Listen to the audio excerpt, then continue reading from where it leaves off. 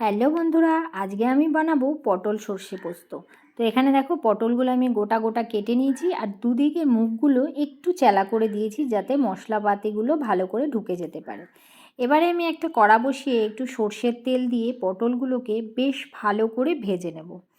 তো পটলটা কিন্তু ভাজার সময় আমি নুন আর হলুদ ওপর থেকে ছড়িয়ে দিয়ে দিয়েছি, আর নুন আর হলুদ দিয়ে পটলগুলোকে বেশ ভালোভাবে ভেজে নেব যাতে পটলের মধ্যে নুনটা ঢুকে যায়। তো পটল ভাজা হয়ে গেছে আমার, পটলটা তুলে নিয়ে ওই একই তেলের মধ্যে আমি অল্প করে কালো জিরে আর তেজপাতা ফোড়ন দিয়ে দিলাম।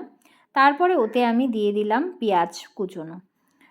তারপর এদিকে আমি একটা সাদা সর্ষে পোস্ত আর 2 টুকরো আদা আমি বেটে নিয়েছি, আর আমি এখানে ব্যবহার করেছি শুকনো লঙ্কা।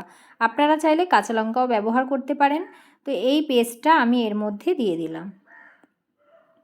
তো এটা বেশ একটু হালকা গ্রেভি মতন হয়ে যাবে। তারপরে আমি এর মধ্যে একটু সামান্য পরিমাণে চিনি দিয়ে দেব, একটু স্বাদটা ব্যালেন্স হওয়ার জন্য। আর এতে নুন হলুদ পুরো স্বাদ মতন দিয়ে দেওয়া হয়ে গেছে। আর এবারে আমি যে ভেজে রাখা পটলগুলো আছে সেটাকে এর সাথে অ্যাড করে দেবো। এবারে একটু হালকা হাতে নাড়াচাড়া করে আমি এটাকে খানিকক্ষণের জন্য চাপা দিয়ে রেখে দেব। তো আমার কিন্তু অনেকক্ষণ হয়ে গেছে, তো পটলটাও বেশ সিদ্ধ হয়ে গেছে। এবারে আমি যেটা করব, ওপর থেকে আমি একটু কাঁচা সর্ষের তেল ছড়িয়ে দেব। তো হয়ে গেল আমার।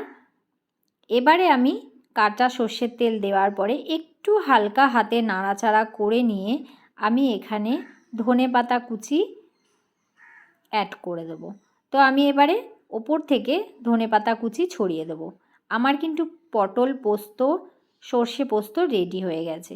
তো দেখতেই পাচ্ছেন গরম গরম ভাতে কিন্তু 2 পিস পটল নিলেই ভাত খাওয়া হয়ে যাবে। তো কেমন লাগলো পটল সর্ষে পোস্ত অবশ্যই কমেন্টে জানাবেন। টাটা।